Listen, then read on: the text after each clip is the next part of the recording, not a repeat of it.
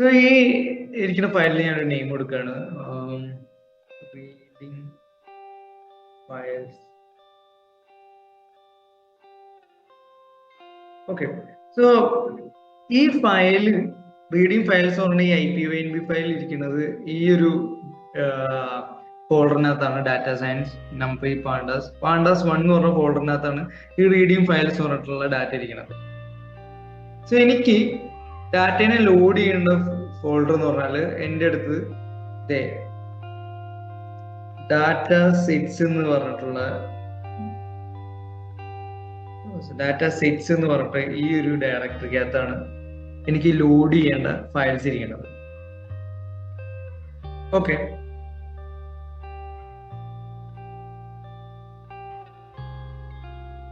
ഞാൻ ലോഡ് ചെയ്യാൻ വേണ്ടി പോണത് ഈ ഡാറ്റ CSV എന്ന് പറഞ്ഞിട്ടുള്ള ഈ ഒരു CSV ഫയലാണ്.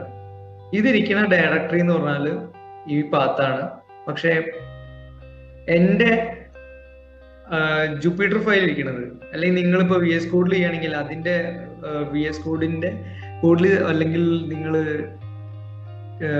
പൈച്ചാമിലോ ചെയ്യുകയാണെങ്കിൽ അവരുടെ ഡിഫോൾട്ട് ഡയറക്ടറിയിലായിരിക്കും നിങ്ങളുടെ PY ഫയൽ ഉണ്ടാവുക, .py ഫയൽ ഉണ്ടാവുക. പക്ഷെ ഡാറ്റ ഇരിക്കുന്ന വേറൊരു ലൊക്കേഷനാണ്. അങ്ങനെയാണെങ്കിൽ നിങ്ങൾ എങ്ങനെ ഡാറ്റയെ ലോഡ് ചെയ്യും? സോ എന്ത് ചെയ്യുമെന്ന് വെച്ചാൽ നമ്മൾ ആ ഡയറക്ടറിയിൽ പോവുക, നിങ്ങളുടെ ഡാറ്റ ഇരിക്കുന്ന ഡയറക്ടറിയിൽ പോവുക, ആ പാത്ത് കോപ്പി ചെയ്യുക. ഇവിടെ ക്ലിക്ക് ചെയ്താൽ മതി. ജസ്റ്റ് ഇവിടെ ക്ലിക്ക് ചെയ്ത് കഴിഞ്ഞാൽ പാത്ത് കോപ്പി ആവും. എന്നിട്ട് എന്ത് ചെയ്യാം? സിന്റാക്സ് ഇതാണ്. ഇപ്പൊ നിങ്ങൾക്ക് ഡാറ്റ ഫ്രെയിമിനെ റീഡ് ചെയ്യണമെങ്കിൽ റീഡ് _CSV pandas dot എന്നാണ് pd.read _CSV. CSV ഫയലാണെങ്കിൽ _CSV. എന്നിട്ട് എന്ത് ചെയ്യും? ഇത് ഫയൽ പാത്താണ്. ഡബിൾ കോട്ട്സിനകത്ത് ഫയൽ പാത്തും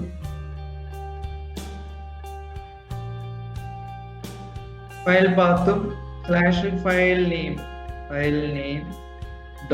.CSV ഇങ്ങനെയായിരിക്കും നമ്മൾ ലോഡ് ചെയ്യുന്നുണ്ടാവുക.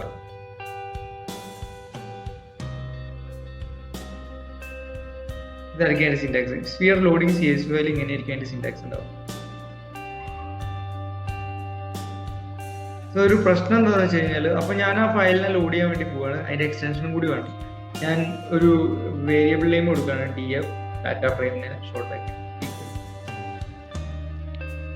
pd.read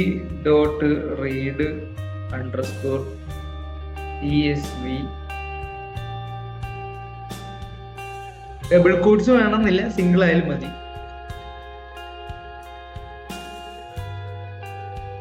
ഞാൻ ആ ഫയലിന്റെ നെയിമും കൂടി കോപ്പി ചെയ്യാണ്. ഞാൻ ഈ data.csv ആണ് ലോഡ് ചെയ്യാൻ വേണ്ടി പോണത്. റൈറ്റ് ക്ലിക്ക് ചെയ്യണം,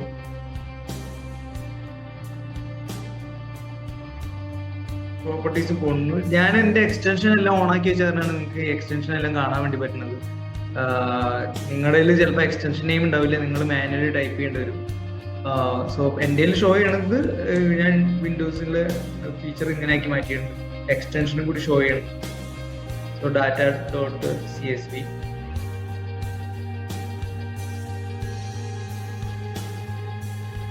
ഓക്കെ. സോ ഈ പാത്ത് ഒരിക്കലും വർക്ക് ചെയ്യാൻ വേണ്ടി പോകില്ല. കാരണം എന്താ വെച്ചാൽ നമ്മൾ വിൻഡോസിന് കോപ്പി ചെയ്യുന്നത് ആ പാത്ത് ഒരിക്കലും സപ്പോർട്ട് ചെയ്യില്ല. റൺ ചെയ്ത് കഴിഞ്ഞാൽ ഒരു എറർ വരും. Unicode escape codec and decode bytes in position പറഞ്ഞിട്ട് ഒരു ഇത് വരുന്ന കാണാൻ വേണ്ടി പറ്റും. എന്ത് ചെയ്താൽ മതി എന്ന് വെച്ചാൽ, ഇത് ഒരു 2 ഓപ്ഷൻ ഉണ്ട് നിങ്ങൾക്ക്. ഡാറ്റേനെ ലോഡ് ചെയ്യുന്ന സമയത്ത് നിങ്ങൾക്ക് എന്ത് ചെയ്യാം? ഒന്നുകിൽ ഇതിനെ ഡബിൾ സ്ലാഷ് ആക്കി മാറ്റാം,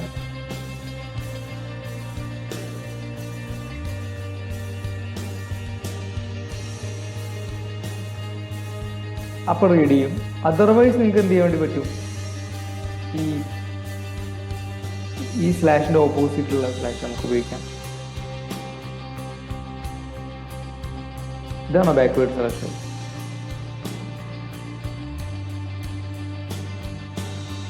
അല്ലാണ്ട് വിൻഡോസിൽ നിങ്ങൾ പാത്ത് കോപ്പി ചെയ്ത് കഴിഞ്ഞാൽ അത് ഒരിക്കലും വർക്കാൻ വേണ്ടി പോകില്ല. സോ ഞാൻ CSV ഫയലിനെ ലോഡ് ചെയ്തു.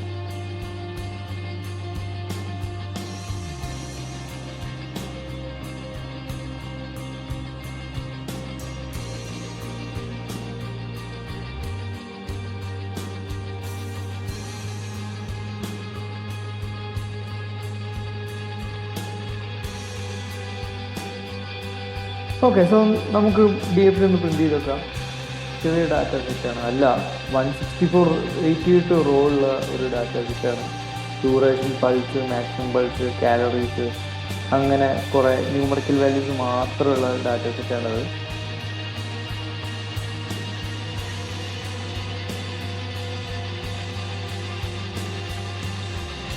ഇപ്പോഴേ നിങ്ങൾക്ക് ഈ ഡാറ്റ സെറ്റ് മൊത്തം വ്യൂ ചെയ്ത് കാണാം. അതൊരു നല്ല ഐഡിയ അല്ല, കാരണം ഡാറ്റ സെറ്റ് 164 റോ എന്നല്ല ഉണ്ടായിരിക്കുക. മേ ബി അത് ചിലപ്പോൾ ഒരു 50,000-ഓ 1 lakh-ഓ 2 lakh ഒക്കെ റോ ഉണ്ടാവാം. അന്നേരം നിങ്ങൾ അതിനെ മൊത്തം വ്യൂ ചെയ്യുക എന്ന് പറയുന്നത് ഇംപ്രാക്ടിക്കലാണ്. എന്തിനാണ് വ്യൂ ചെയ്തിട്ട് കാര്യം? നിങ്ങൾ അത്രയും റോസിനകത്ത് കൂടെ നിങ്ങൾ ട്രാവേഴ്സ് ചെയ്ത് എന്തെങ്കിലും കണ്ടുപിടിക്കാൻ പോകുന്നുണ്ടോ? ഇല്ല.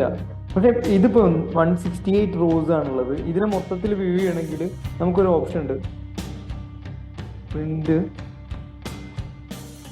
DF എന്നല്ല നമ്മുടെ ഡാറ്റ ഫ്രെയിമിന്റെ പേര്, .to_string. ഇങ്ങനെ റൺ ചെയ്ത് കഴിഞ്ഞാൽ ഫുൾ ഡാറ്റ സെറ്റിന് ഷോ ചെയ്യും. ഇതിപ്പോൾ സ്ക്രോൾ ചെയ്ത് കഴിഞ്ഞാൽ എനിക്ക് താഴെ വരെ കാണാൻ പറ്റും.